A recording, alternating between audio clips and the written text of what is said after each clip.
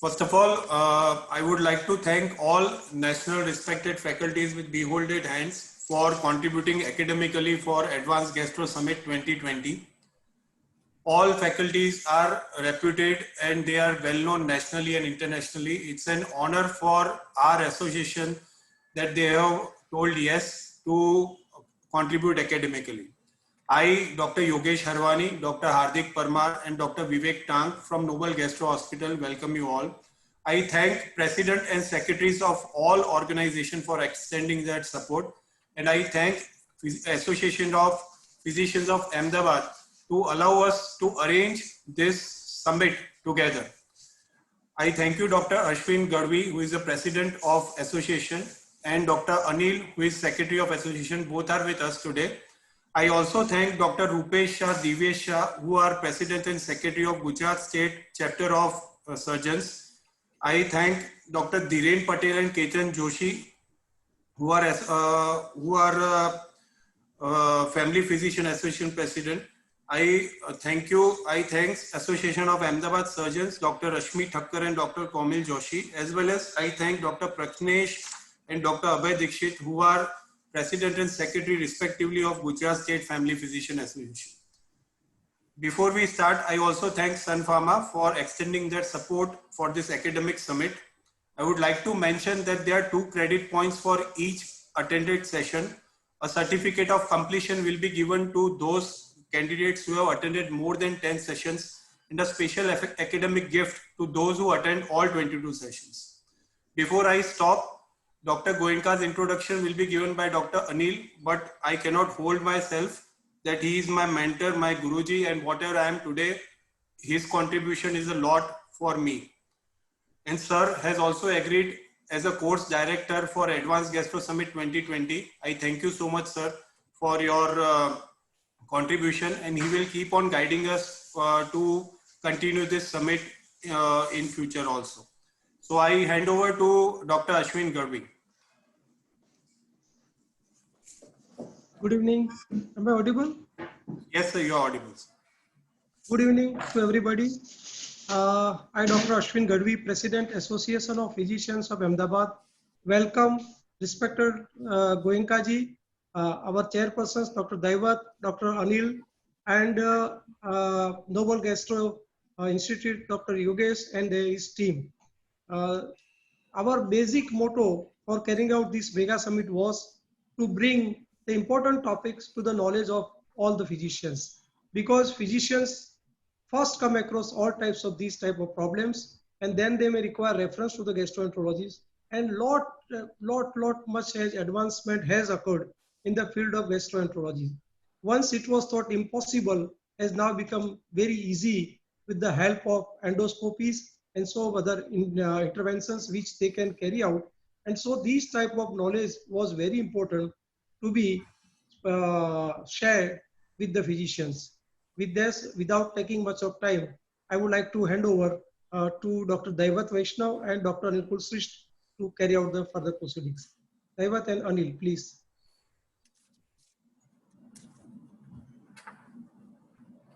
Anil has not joined? He is there, sir. He is there, probably. Please, Anil, you start with the introduction of the speaker and further proceedings.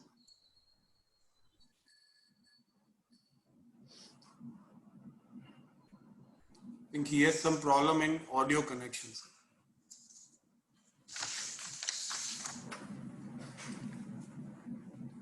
I may introduce both the chairpersons. Dr. Daivat Vaishnav is a gastro surgeon working with the Zydus Hospital, and Dr. Anil Kulshrestha is a physician, and he is at present the Secretary of Association of Physicians of Ahmedabad. Please, Anil bhai or Daivat.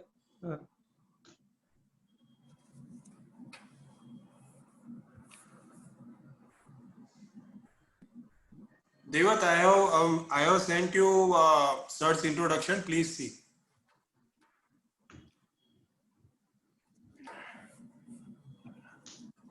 Yogesh, we can skip that. I think No, sir, no. Excuse me.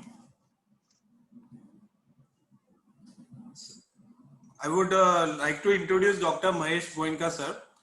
He is Director of Department of Gastroenterology at Apollo Gleneagles Hospital. and he is past president of Society of GI Endoscopy of India. He is also editor-in-chief of Journal of Digestive Endoscopy, which is released every month. He is reputed speaker nationally as well as internationally, and he has 135 publications in national and international journals. And I would like to tell with pride that he had organized Asia Pacific Digestive Week in 2019 in Calcutta, which attracted almost 6,000 delegates. So I would like to hand over to Sir. Sir, please start your session. Good evening, everybody. Am I audible? Yes, sir, you are audible. Yes, sir. Good evening, everybody. Thank you, Yogesh, for that kind introduction. I must thank Association of Physicians of India, Ahmedabad, particularly the President, Dr. Ashwin Kadwi, and the Secretary, Dr. Anil Kulshetra, for giving this opportunity. While we are going through a very difficult time because of this COVID pandemic, we have this positive outcome also. I cannot imagine that in a normal situation, Yogesh will organize a meeting like this. Yogesh would try to call everybody to Ahmedabad, which is sometimes logistically difficult. So these are the positive points of the COVID, which we must understand. I think the number of webinars, number of talk teaching which is going on is enormous and is possibly a positive aspect of this COVID. I'm happy that Dr. Davath is there to chair this session. He is a gastrosurgeon, and this topic is equally important both for the physicians and the surgeons. My job was a little difficult. Can I share my first slide? Yes.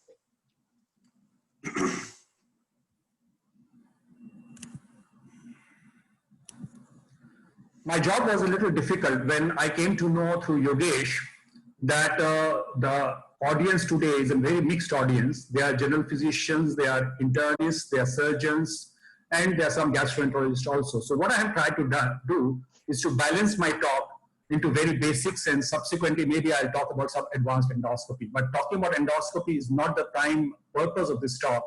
The prime purpose to discuss some of the controversial issues in the management of acute pancreatitis. Acute pancreatitis, you would all agree, is a very, very common disease. In fact, it's one of the commonest indication for admission for the gastroenterology in any hospital. And if I look at my IQ every day in the morning, more than 50% of the patients who are admitted in my intensive therapeutic unit have acute pancreatitis. So it's a common disease, and I think we need to sort out certain of the issues, which I'll take up in the next few minutes. So what I have done is that, as asked by Yogesh, I have tried to make a presentation where I'm going to talk about step-by-step approach for acute pancreatitis.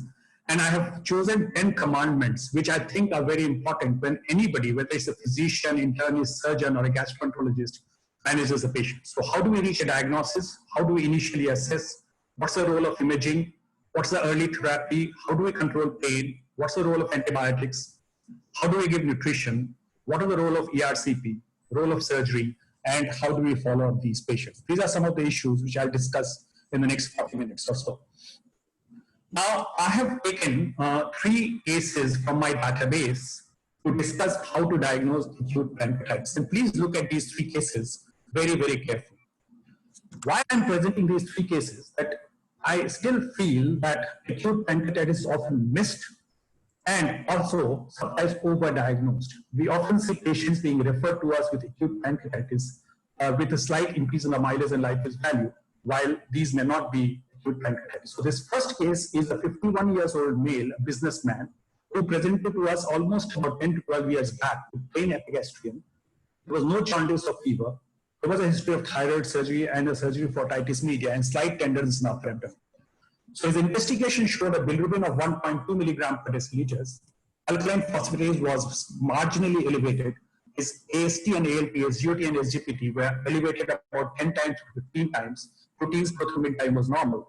His amylase was 180 and the lipase was 175.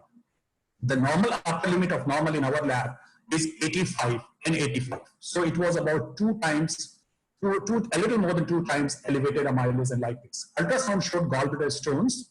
There was normal bile duct and intrahepatic biliary radicals, and as is usually the situation, often a situation, I would say, pancreas could not be visualized.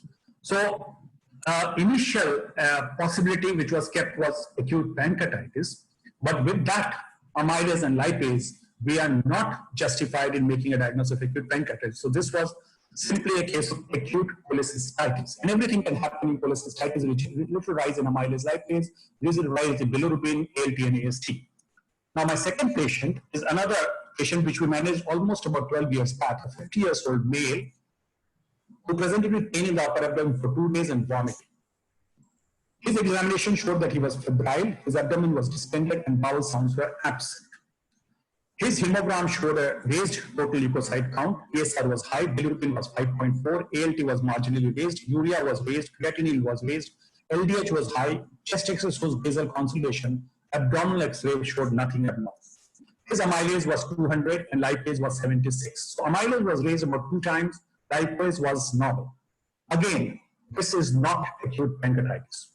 So we did a CT scan in this patient and we found there was ascites, there was bilateral pleural effusion.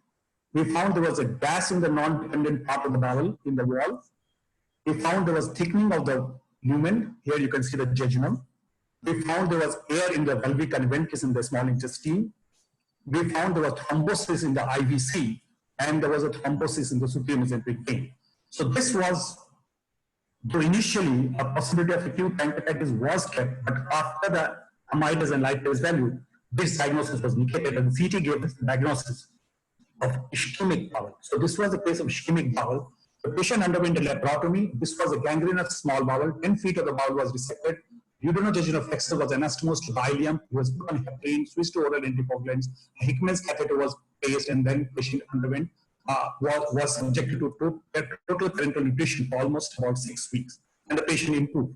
The histology of this specimen showed hemorrhagic infarct due to superior mesenteric vein thrombus. So this is again a case which initially can be diagnosed as acute pancreatitis, but as you do the amylase and lipase and some other investigation, the diagnosis changed. I would just like to say for the clinicians that there are 2 diseases in which symptoms are much more than these 2. This patient and the patient which I'm going to present now, both had severe pain, but the findings were minimum, and you should always suspect either pancreatitis or ischemic bowel in these situations. Now, my case 3 is a 45-year-old male who presented with severe epigastric pain of 1 day, nausea and vomiting, obstipation, blood pressure was normal, slight tachycardia, little bit of high febrile features, abdominal tenderness, bowel sounds absent, liver dullness preserved. This patient had amylase of 800 and lipase of 1200. So this is more than 3 times the upper limit of normal. And this is what is acute pancreatitis. So his lab parameters showed a total leukocyte count of 17,000, glucose was high, ALT was high, urea was 60, saturation PaO2 was 65, and calcium was 8.5. So this brings me to my first message today, and my first message today is never make a diagnosis of acute pancreatitis casually. The diagnosis is made, and you must have 2 of these 3 criteria. Either one is abdominal pain consistent with the disease. This pain is usually in the epigastrium, radiating to the back, relieved by bending forward. So there's a typical pain associated with increased amylase and lipase more than 3 times the upper limit of normal. And the third feature is characteristic finding on abdominal imaging, which is usually CT scan or an MRI. So your first 2 features, if they are satisfied, there is no need to do a CT scan. So if you have a pain, but amylase and lipase is normal, then there is only 15% chance that amylase may be normal in acute pancreatitis. So if your pain is characteristic, amylase and lipase does not help you. These are the patients where you should do the imaging so that you have 2 features to satisfy the diagnosis of acute pancreatitis. So I think this is very, very important. We often are referred cases in our practice by various physicians, surgeons, that the amylase is about 120, 140, and they get worried, and the patient gets worried that I may be harboring acute pancreatitis. Never. Acute pancreatitis is an acute disease and would have invariably in about 85% of the time amylase and lipase will be raised. So that was my first message. Now my second question is how to assess severity of pancreatitis. And there is no end. Almost dozen criteria are mentioned in the literature. But before I go into the criteria, let me spend a minute or 2 on this Atlanta classification 2012. It's almost about 8 years, but it changed our classification for acute pancreatitis. Previously, we were classifying acute pancreatitis into either mild or severe. But this has added a moderately severe category. And I think these are very important because about 70% of the patients will be mild. And these patients do not require ICU admission, do not require extensive treatment, and mostly they will improve.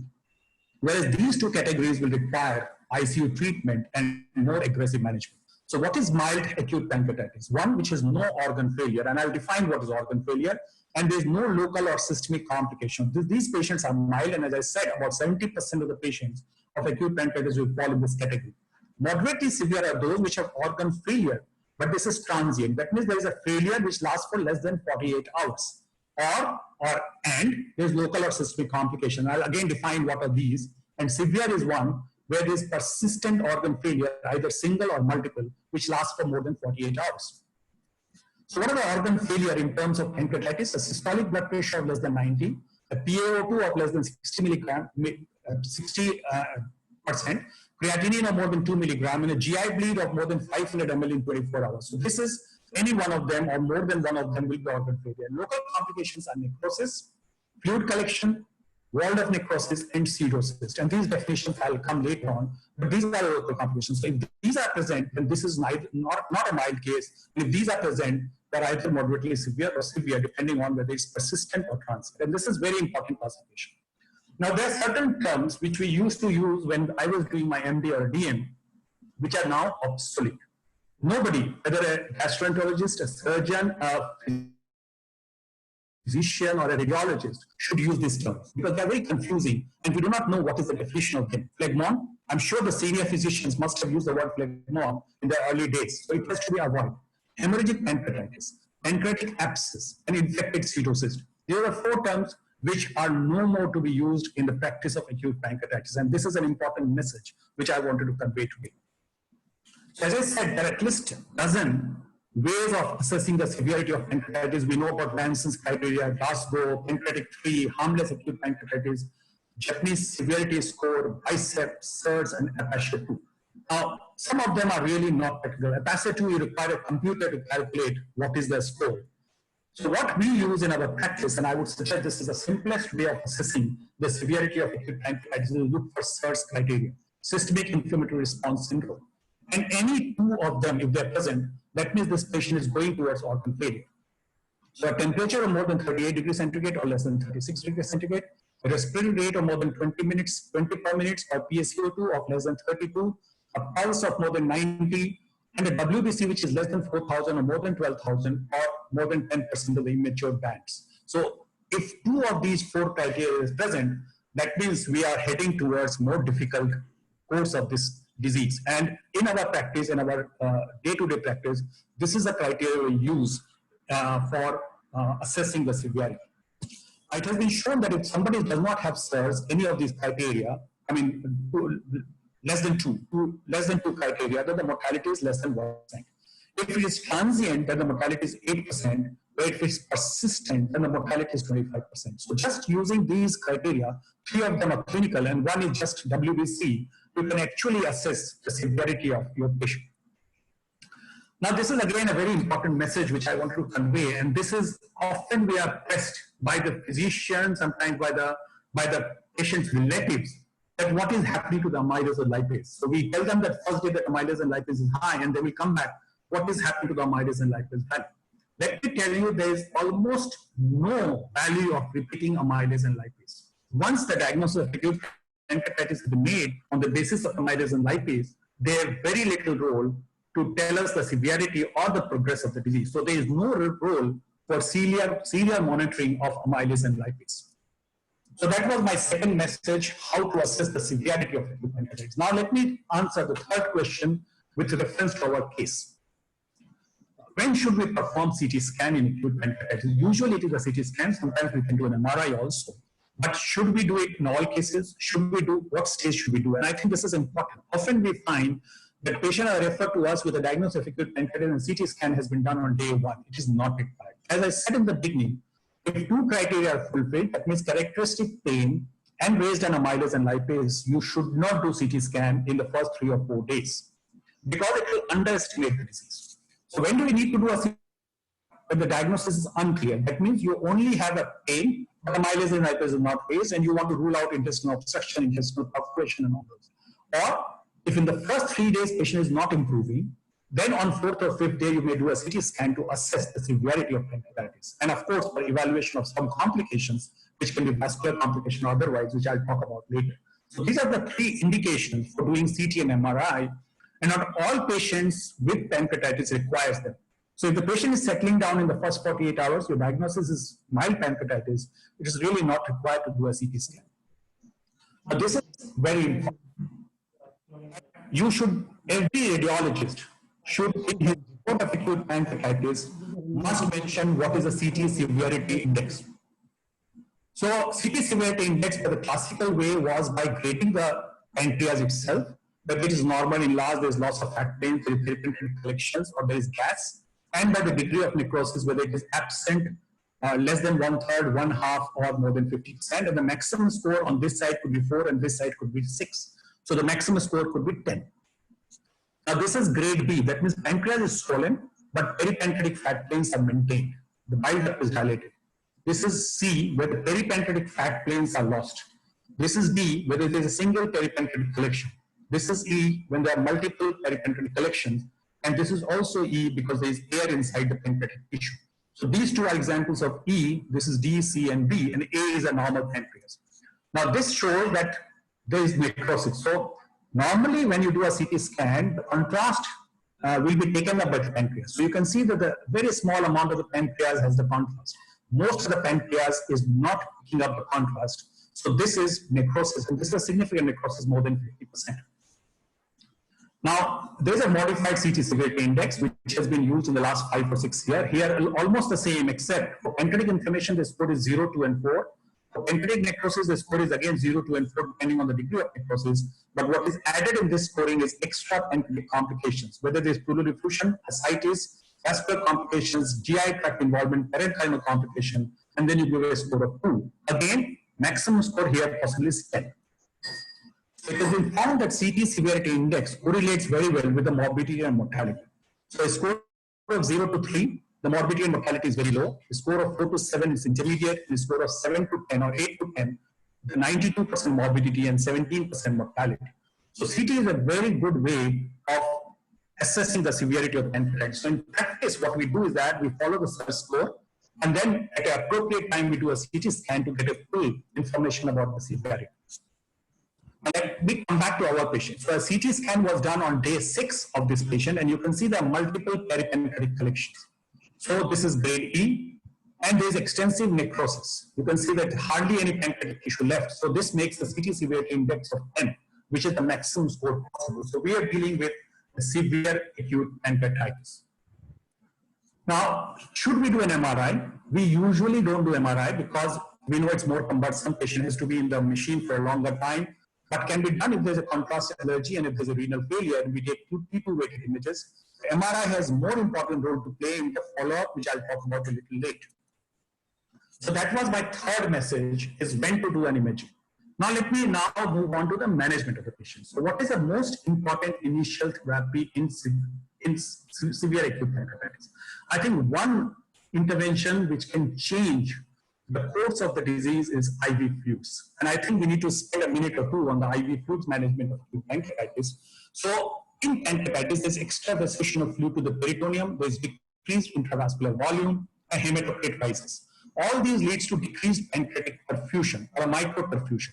This decreased pancreatic perfusion is responsible for increased pancreatic necrosis. And increased pancreatic necrosis, in fact, would lead to further increased heart space loss and all these inflammatory markers, and that leads to further extravasation. So a cycle forms, and we need to break this cycle by giving appropriate amount of IV fluids.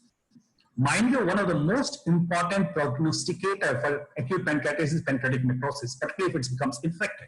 So if you can avoid pancreatic necrosis by proper IV fluids, we will achieve a lot. So what fluid? Colloid versus crystalloid, the jury is out. There is no role for colloid in the management of acute pancreatitis. It's been shown beyond doubt that adding starch, albumin is not going to help. So you have to depend on crystalloids. Now, do we give ringalactate or normal saline? Now, there is enough data to suggest that ringalactate is the fluid of choice. And why? Because you want to maintain a pH. We know that if the pH is acidic, which will happen if you give normal saline, when it converts trypsinogen into trypsin, which initiates more and more inflammation. So inflammation in severe acute pancreatitis is pH dependent, and that's why most of us believe that ringer lactate is the solution of choice. The next question, how much of ringer lactate should be given? There is a controversy, and it's a dynamic situation. Every year or two, there is a little change in the opinion. But in general, what we give is 20 ml per kg bolus, followed in the first 24 hours, 3 ml per kg per hour. That means if there's a 60 kg person, we should give him 180 ml per hour. Some people give even longer, but we have to be very careful if you give larger amount of fluid for considering the age, cardiac reserve, renal, pulmonary, and other features. So in general, 3 ml per kg per hour is the fluid which has to be given, and you monitor this fluid by central venous pressure, or even better is to measure the IVC diameter. And IVC diameter of 12 to 15 millimeters is what we want to achieve. Of course, you can measure the intra-abdominal pressure and urinary output, and you want to reduce the hematocrit by 5 to 10 points in the first 24 hours, which should lead to optimization of SIRS criteria. And of course, I said urine output should be 0.5 to 1 ml per kg per hour. So this is how we do a goal-directed fluid therapy. Now, what about the other support? Respiratory support is important. So oxygen should be given if the saturation is low, but the rest of the things for giving ventilation and all is like any other disease. You should decide whether BiPAP or ventilation is required. Of course, you should monitor electrolytes, correct hypocalcemia. If there is a deep, you should also think of deep vein thrombosis prophylaxis in bedridden patients. And if hyperglycemia is there, you should cautiously give insulin in these patients. So my fourth discussion with you today was to talk about IV fluids. Now let me now move to control of pain. Very little time I'm going to spend on this, but for patient, it is important. Patient doesn't bother about IV fluids and other things. He wants to get a relief of pain. And so usually in the initial stage, we can give tramadol, but if the pain is severe, you can use fentanyl, and even opioids like pethidine and morphine even can be used, though pethidine is generally preferred over morphine. Now, there's some literature where NSAID has been used successfully without any complication in these patients. In fact, there are literature from All India Institute of Medical Sciences that you can use NSAID, which is much cheaper and easier to give. And there is a trend towards giving patient-controlled analgesia. So you leave the patient to handle the machine so that they can decide how much of injection has to be given. Now that was about pain control. So I have covered first 5 points. Now let me now talk about the other things, antibiotic use and onwards. Now, this is something which has been very, very controversial, and we often practice without any evidence. So should patients with acute pancreatitis receive antibiotics? Now it has been proven beyond doubt that routine use of prophylactic antibiotics in patients with severe acute pancreatitis is not recommended. In fact, it does more harm than good. But in practice, I have seen that almost all of us tend to use antibiotics, but we should possibly resist because there's no literature which says that prophylactic antibiotics should be used in severe acute pancreatitis. But there are often need for antibiotics because of extra pancreatic causes. There may be catheter-acquired infections, there may be urinary tract infections, there may be pneumonia, there may be cholangitis, and of course, you should not withhold antibiotics for these patients. So, infected necrosis. So if you diagnose somebody as infected necrosis, you need to give antibiotics. So when do you suspect infected necrosis? Somebody who's not improving in spite of 7 to 10 days of hospitalization, you should suspect infected necrosis. You can do a blood marker like a procalcitonin, which will help you to find out whether there's necrosis or not. You may also do an FNA from the pancreatic bed and stain it for Gram-stain and send it for culture and then decide about the antibiotics. Now, in general, the antibiotic choice should depend on the local practice. But if I have to generalize, carbapenems, quinolones, and metronidazole has been used successfully, and the duration should be at least for 14 days. Now, routine administration of antifungal should not be used. Only about 5% of these patients gets complicated by fungus infection, so one should not use unnecessary antifungal in these patients. So that was about antibiotics. Now, what about nutrition? I told you that IV fluids is something which can change the natural history of this disease. The second thing which can change the natural history is maintaining the nutrition. Often, in a casual practice, nutrition is not taken care of. So the patient complains of some pain, patients are kept nil orally, and about 5 days, 7 days, 10 days, no nutrition is taken care of. So nutrition is very important. And now it is said that enteral nutrition is better than parenteral nutrition. So in mild acute pancreatitis, oral feeding should be started as soon as vomiting, pain, and nausea disappears. In fact, there is no need for you to wait for bowel sounds to become normal. You may start the feeding even when the bowel sounds are not there, provided the patient is not vomiting and does not have severe pain. In severe acute pancreatitis, we would initially one day you may give parenteral nutrition or may not give any nutrition, but from that second or third day, we usually put a nasogastric or a nasojejunal tube and give enteral nutrition. Enteral nutrition is always preferred over parenteral nutrition because that reduces bacterial translocation from the gut. So when you are giving oral, it can be either a commercially available solution or you can make a kitchen solution yourself. And usually we give a little bit of low fat in the initial days. Now, whether you should do nasojejunal feeding or a nasogastric feeding is again open to question. There are at least 3 studies which have shown that both are equal. Nasogastric means normal rise tube, but a nasojejunal feeding requires placement of the tube, which may be sometimes a little bit complicated. But in general practice, in our practice also, and most of the hospitals, nasojejunal feeding is preferred over nasogastric feeding. Though I must say that we do not have evidence in favor of nasojejunal feeding to a great extent. So that was about the nutrition. Now I'm moving into another area, which is role of ERCP in acute pancreatitis. Something which is very important, but in selected group of patients. So what are the indications of ERCP?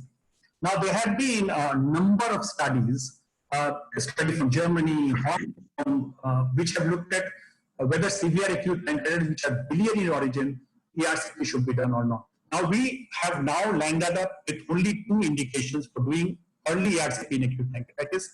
Either there is coexisting cholangitis, that means bilirubin is high, patient is running high-grade fever. You have to do a ERCP in this situation. And the second indication is persistent biliary obstruction. A LFT is showing a bilirubin of more than 5, and imaging showing that there is an obstruction due to stone in the bile duct may be indication for doing an early ERCP. In the other situation is that the pancreatitis may be mild, but you have planned to do a cholecystectomy in the same admission, and you have evidence of bile duct stone, then of course before cholecystectomy, even if the pancreatitis is mild, you should do an ERCP and remove the bile duct stones. So I think I must tell you that ERCP in acute pancreatitis is not always easy. We have had at least 2 patients in the last 1 year when we went in to do an ERCP in acute pancreatitis, and we find so much of edema in the first and second part of the duodenum that you just can't place your scope in the second part of the duodenum. It's more tricky than otherwise. So I'm just showing you a couple of cases here where we had biliary pancreatitis. We were fortunate, there was an indication, and we were fortunate that we could remove stones. One on the right side, I think we removed about 20-25 stones at the ERCP, and one on the left side, you can see a large stone being removed from. But I must say that the indication for doing ERCP in acute pancreatitis is gradually shrinking. We should not be too aggressive about doing ERCP in acute pancreatitis. Now, surgery in acute pancreatitis. I think Dr. Deva, I was talking to him just before we started that there is a debate between surgery in acute pancreatitis. But I think most of the surgeons who were very aggressive about 20 years back in doing surgery in acute pancreatitis have themselves become very, very conservative in acute pancreatitis. So,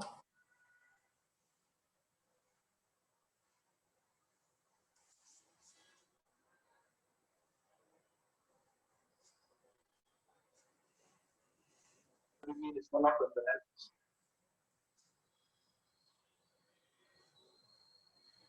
enough that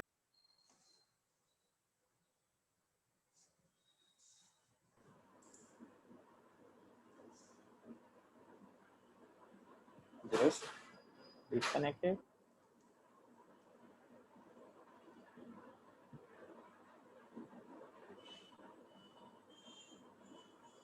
Yes, sir.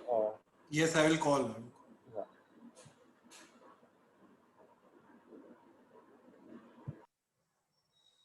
There is a little change in opinion, but in general,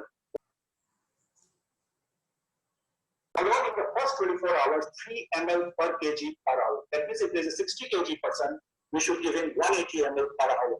Some people give even be careful with larger amount of fluid for considering the age, cardiac reserve, renal, pulmonary, and other features. So in general, 3 ml per kg per hour is the fluid which has to be given, and we monitor this fluid by central venous pressure, or even better is to measure the IVC diameter. 12 to 15 millimeters, what you want to achieve. Of course, you can measure the intra-abdominal pressure and urinary output, and you want to reduce the hematocrit by 5 to 10 points in the first 24 hours, which will lead to optimization of SAS criteria. And of course, I said urine output should be 0.5 to 1 ml per kg per hour. So this is how we do a goal-directed fluid therapy. Now, what about the other support? Respiratory support is important. So oxygen should be given if the saturation is low, but the rest of the things for giving ventilation and all is like any other disease. You should decide whether right method of ventilation is required. Of course, you should monitor electrolytes, correct hypocalcemia. If there is a deep, you should also think of deep vein thrombosis, prophylaxis in bedridden patients. And if hypoglycemia is there, you should cautiously give insulin in these patients. So my fourth discussion with you today was to talk about IV fluids. Now let me now move to control of pain. Very little time I'm going to spend on this, but for patient it is important. Patient doesn't bother about IV fluids and other things. He wants to get a relief of pain. And so, stage we can give tramadol, but if the pain is severe, you can use fentanyl, and even opioids like pethidine and morphine even can be used, because pethidine is generally preferred over morphine. Now, there's some literature where NSAID has been used successfully without any complication in these patients. Medical sciences, but you can use NSAID, which is not. Because you are trained towards giving patient-controlled analgesia. So you leave the patient to handle the machine so that they can decide how much of the injection has to be given.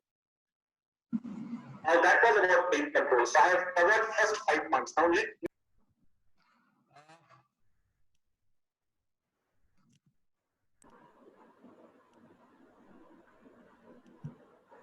Am I audible now? Yes, sir, you're audible. So did I miss some slides? Did you see the ERCP pictures? Yes, sir. Last was ERCP. Yeah. Right. So Yes, sir. the role of surgery in acute pancreatitis. I'm sorry about that internet connection problem. So surgery in acute pancreatitis, I was talking about that there may be either laparoscopy to rule out some other diseases, laparostomy for abdominal compartment syndrome, necrosectomy has a very doubtful role, and of course cholecystectomy. Am I audible now? Hello? Yes, sir. Yes, sir.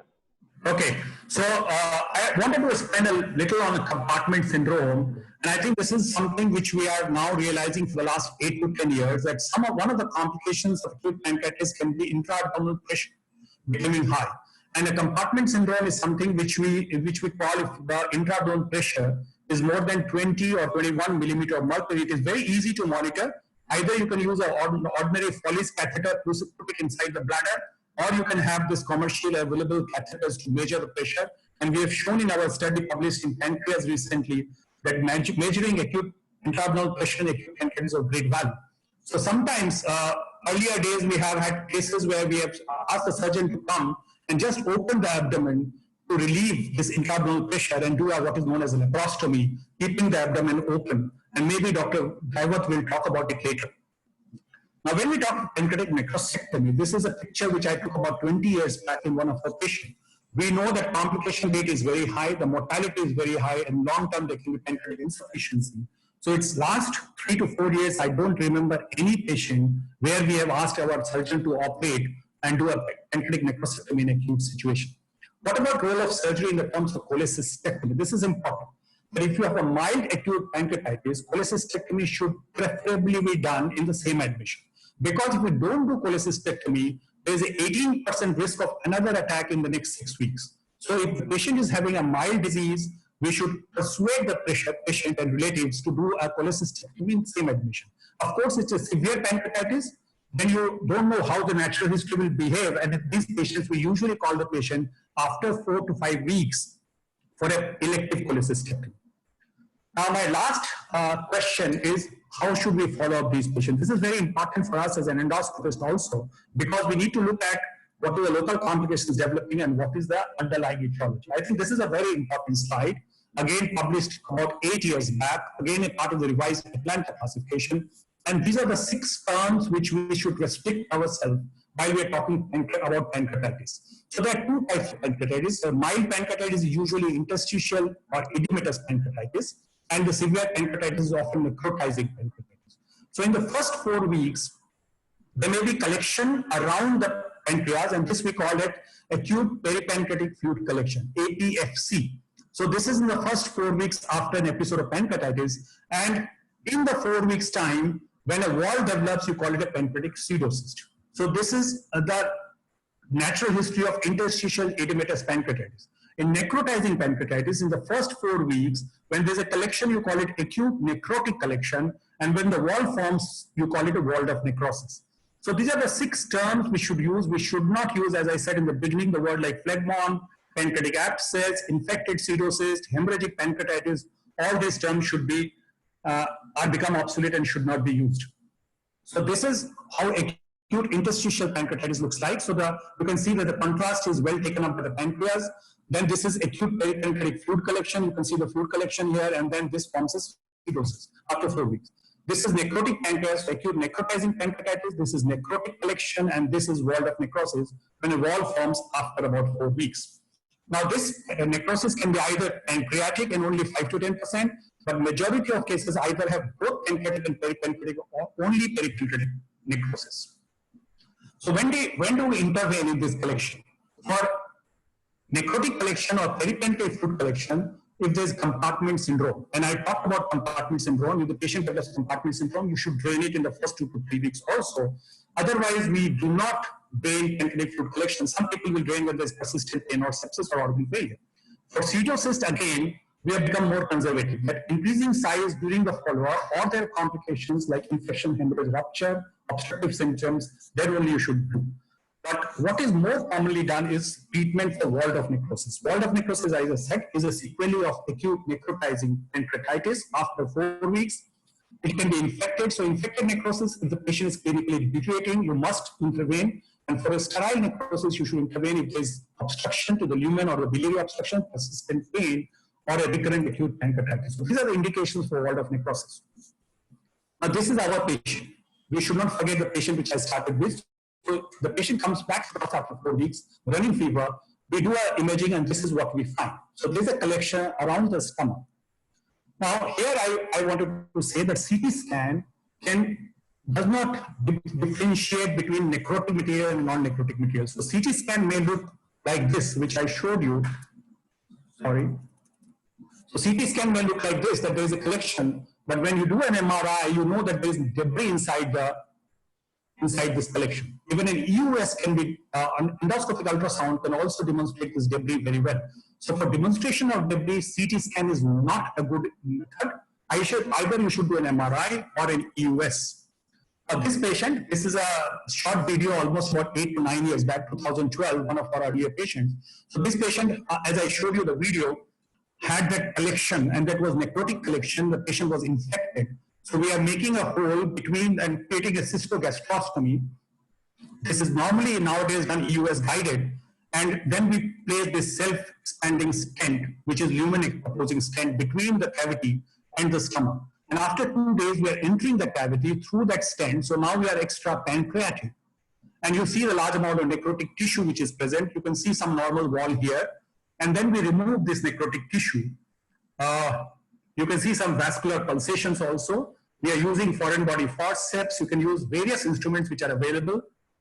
Unfortunately, we do not have a very ideal instrument to remove this necrotic tissue. And as the surgeons will know, sometimes this necrotic tissue is very much adherent to the wall, and it will be very difficult to remove it. But if you have patience, then slowly all these tissues come out, and you can remove this. So this is through the stent that we are removing it. And this is the end point that you can only see granulation tissue and all the necrotic material is taken out. We sometimes need to do 2 or 3 sessions at interval of 2 to 3 days to remove the necrotic tissue. Now we have various types of stents which are available, which are lumen opposing stents which can be placed.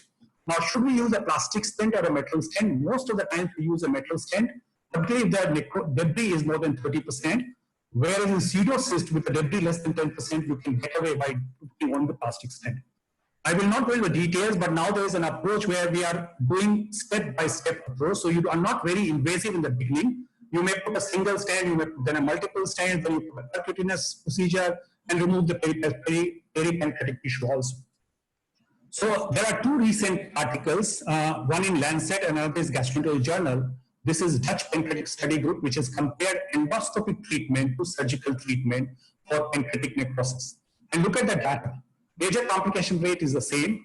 Mortality is somewhat lower in surgical. Pancreatic fistula is much lower in endoscopy. Hospital stay is much lower in endoscopy. No necrosectomy required in almost similar number of patients. And in their study, in Dutch study, the cost was much less for the endoscopies. But of course, the cost will depend on the country and the way we practice. So there was some advantage of surgery, but I think pancreatic fistula hospital stay were in favor of endoscopy. And this is another study published last year in Journal of Clinical Gastroenterology, which say that if you look at major organ failure and mortality, the endoscopic approach was much better than the surgical approach. So while surgery still may have a role in a small subset of patients, majority of patients are undergoing endoscopic treatment. I think I'll spend another 2 or 3 minutes on another aspect which is very close to us, that all the necrosis may not be approachable from the lumen, from the stomach or the duodenum. This patient has this collection which was away from the stomach. You can see a small intestine in between. So such approaches, we take help of our radiologist. So radiologist puts the catheter, and once the tract matures, we remove that catheter and we pass an endoscope from the skin inside the channel and reach the tissue. So I'm passing through this tract which has been created by the radiologist and then enter the cavity. And again, we find this necrotic tissue, which we remove just like the technique which I showed for endoscopic cystocastrophy. So again, you may require 2 or 3 sessions to remove all the necrotic tissue, and this is the end point which you can see. Now, this is, look at this, this is what we removed in one setting in one of our patients who had a peripheral collection. And we published this in the Korean Journal of Clinical Endoscopy. Now, I think the job of an care physician does not end with treating acute pancreatitis. You have to look at what is the underlying etiology, and this is a huge list of conditions which can cause. So once the patient starts settling down, you look at which is responsible for your particular patient, whether it's obstruction by gallstone tumor, parasites, alcohol, metabolic abnormality like hypertriglyceridemia, hypercalcemia, vasculitis, trauma, post-ERCP, whether there is associated interest has to be looked for. And we must not forget drugs as a cause of acute pancreatitis. And there's a huge list which is available, but some of the important ones are L-asparginase, azathioprine, methyl dopa, metronidazole, which can cause acute pancreatitis. And in the follow-up, we must do investigation like MRCP, US, and other gene analysis, IgG4 levels to find out the etiology. EUS plays a very important role in the follow-up, and all patients with acute pancreatitis after 4 to 6 weeks should have an EUS to find out whether there is underlying chronic pancreatitis, pancreas divisum, autoimmune pancreatitis, or other disorders. Now, I will just summarize my whole talk in the next 2 minutes.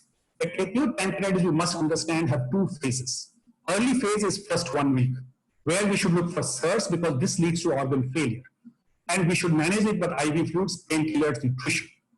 Late stage, which is beyond 1 week, local complications develops, and some of them may become infected. And everything should be, while we continue to treat organ failure, we should also look for these 2 components after 1 week. So in the first 72 hours, one should look whether there is a development of organ failure. If yes, then patient should be managed in ICU. If no, then the patient should be kept in the floor. And of course, IV hydration, nasal oxygen should be given. In the later course, that is beyond 72 hours, we should find out whether the organ failure has developed. Yes, we should look for biliary sepsis. If there is a biliary sepsis, then think of ERCP, start enteral feeding. And this is the time to do a CT scan. And of course, if there is no such issue, then you start early refeeding and think of cholecystectomy. Beyond 7 days, if the patient is improving, start oral feeding. If the patient is not improving, look for necrosis. And you may do an FNA and use procalcitonin. And beyond 28 days, if the patient is improving, of course, consider, if the patient is improving, then consider refeeding. If the patient is not improving, then consider necrosectomy by one of the methods. Thank you very much. I think this is what I wanted to speak to you in 40 minutes and try to mix up some very basics with some advanced. Thank you, everybody. I'm sorry about this glitch in between. Thank you, sir, for such from basic to the advanced talk, and I think so. You have talked almost all the topics pertaining from right from the diagnosis to the endoscopic necrosectomy. There are 2 or 3 questions from the live webinar, sir, that I just convey to you so you can answer it, sir. The first Sure. question that I got from that role of octreotide. Most of the time, physicians and we all are very enthusiastic. Once the diagnosis is made, we start with octreotide. So for the audience, sir, please guide. I think I must tell you that Octride possibly we have all used about 10 years, 15 years when we were practicing absence of evidence. But now the textbook don't even mention about Octreotide. So there's no role, and I'm categorically telling you this, there's no role for Octreotide in pancreatitis in general. Only situation where it may have some role is persistent pancreatic fistula, either postoperative or otherwise. But for acute pancreatitis, Octreotide has been found to be of no use. So it should not be used.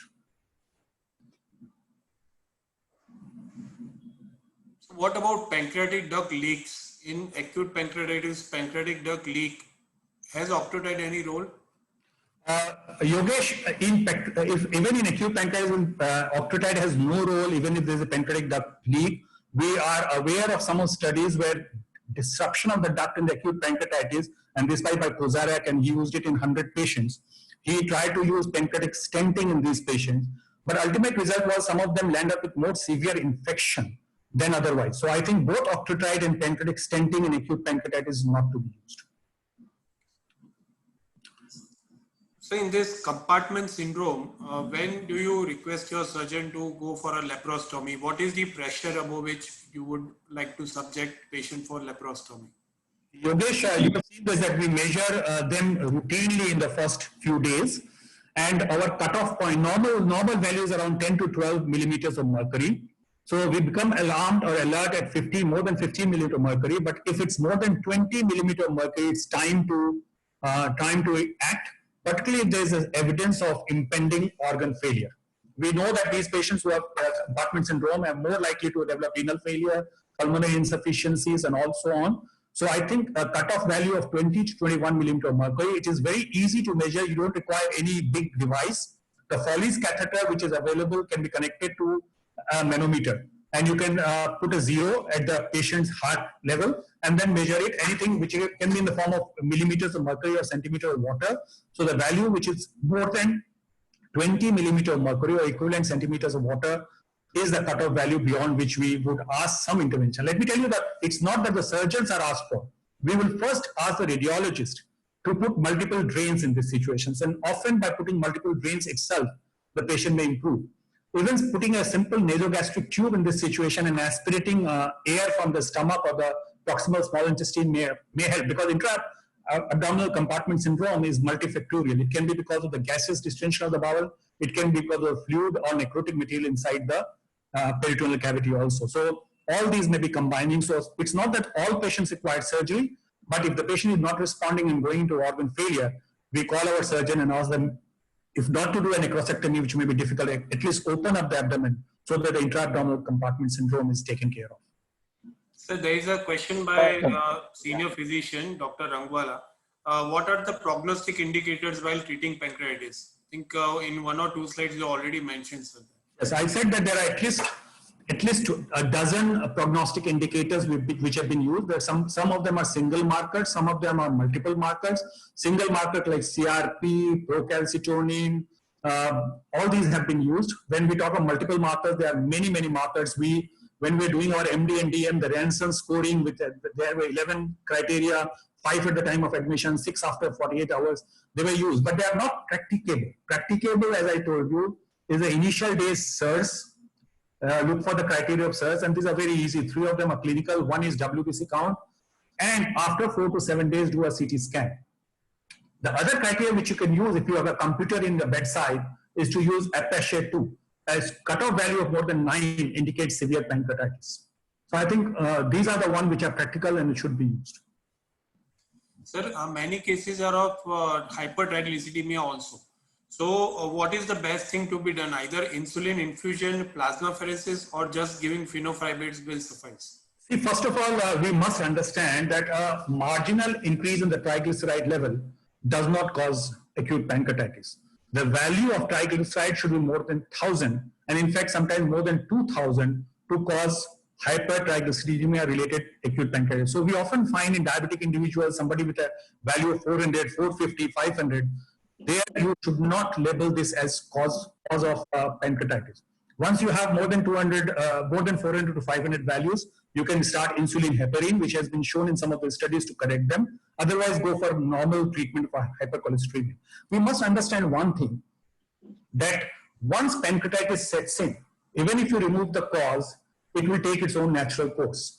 So rather than emphasizing on treating the cause at that point, it is more important to correct the cascade of inflammatory cascade, and then look at the underlying etiology. The only exception is bile duct stone causing cholangitis, which should be taken care of urgently.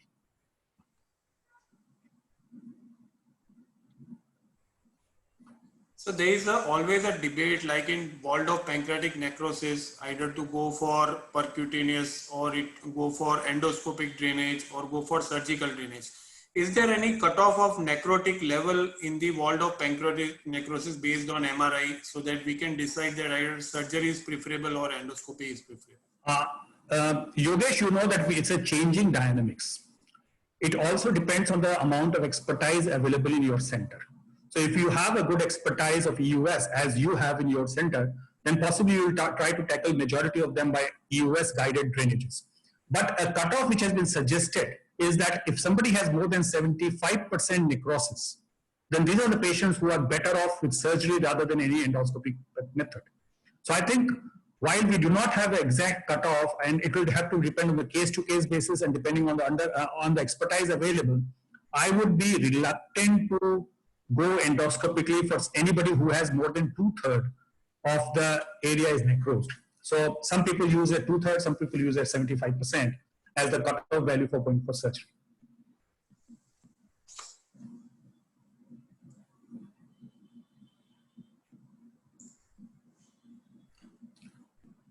Devat, you can invite few questions. Yes, sir. On the same line, sir. One is the criteria is 2/3 of necrosis, but sometimes there are collections or Waldorf necrosis are multiloculated behind the stomach, in the right paracolic gutter, left paracolic gutter. It's going towards behind the pancreas. And at that time, what is your approach to put? I would agree. In fact, I should have told that if there are multiple collections which cannot be easily approached, surgery is the answer. But invariably, the two go hand in hand. That somebody who has severe necrosis will have multiple collections. It's very unlikely that you have a small necrosis and yet you have multiple collections. So I think the two usually go hand by hand. But I must tell you, both at All India Institute of Medical Sciences and in our own setup, we practice this percutaneous necrosectomy, which I showed you in a small video, that our radiologist puts a 32 French catheter, and after the tract matures in about 7 days, we remove the catheter and pass our endoscope. But I should not be overemphasizing these points. I think one has to decide as per the surgeon's availability and the results of the particular surgeon. But I totally agree, if there are multiple collections, it usually would mean severe necrosis, and these patients may be better off with surgery. Scenario in Ahmedabad, are you doing a lot of surgical necrosectomies? Sir, as you told earlier, it depends, sir. If the expertise in our center, we usually go for US guided necrosectomy, and till date we have done approximately 22. Only one patient we had to subject to surgery because he had persistent recurrent collections in spite of recurrent US guided drainage sessions. So do you guys do a step-up approach, or you go for a direct necrosectomy? Step up approach. So I think this is another point which has been brought up in some of the studies in the recent time, that I showed you that we put a stent and then go in and remove the necrotic tissue. It has been shown by some of the studies that majority of cases will not require direct necrosectomy. Just put a stent and the necrotic tissue will gradually come out, and you need not go inside the cavity with the endoscope and remove the necrotic tissue. In fact, in a study published from Hyderabad, only about 10 to 15% of the patients required direct endoscopic necrosectomy. Others settle down by just putting a stent. There is a last question by Dr. Naveen. He wants to know what is the follow-up after US guided cystogastrostomy. How we should follow up the patient. So usually this is an important question. There are two situations which can be there. One is a disconnected duct syndrome. So you know that sometimes the two parts of the ducts are not connected and they lose the connection. In these patients, you require to drain for a very, very long time. And in these situations, we usually replace a metal stent with a plastic stent. But in other situations, when there is a no disconnected duct syndrome, usually we tend to remove these stents in about 3 to 4 weeks because the complications of stent increases after 3 to 4 weeks. So in disconnected duct syndrome, change to a plastic stent, keep it a very long time, usually 2 plastic stents, but for otherwise we remove this metal stent after 3 to 4 weeks. So we can conclude. Just Before I conclude, I must thank Yogesh. Yogesh has been one of worked with us for almost 2 years plus in Calcutta. And find him, I should not be saying this in front of him, but he is very well read, expert, updated about the knowledge. And the best thing is a very modest guy. And I'm happy with the progress he's making in Ahmedabad. It makes me proud. Sir, one last question, sir, by Dr. Jitendra Kumar from Bayard, Gujarat. Say, you have already answered, sir, why ringulated is preferred over normal saline. You have already answered, so we can just add to it. Suppose those patients who have acute renal failure with pancreatitis, still ringulated should be used, or we should switch over to normal saline. No, see, the generally preferred one is ringolactate, but we have to look at the ABG status of the patient. If the ABG status is abnormal, then we may have to modify it. But in the first 24 hours, we have found that majority of patients can be treated with ringolactate.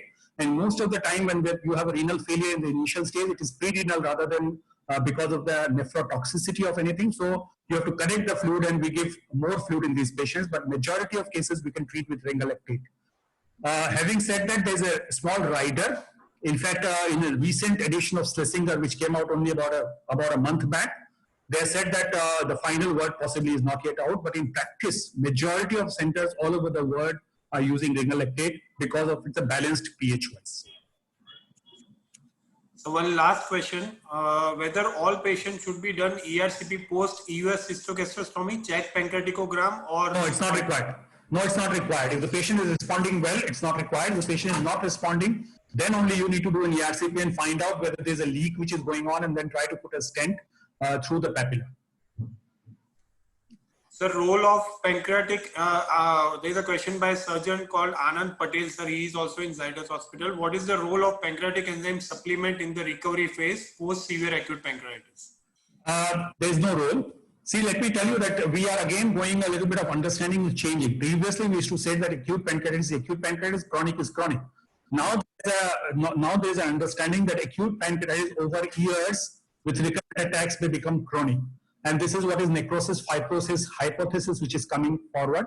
But in general, after an attack of acute pancreatitis, you do not need to give enzyme supplements. It's only for chronic pancreatitis that you need to give them.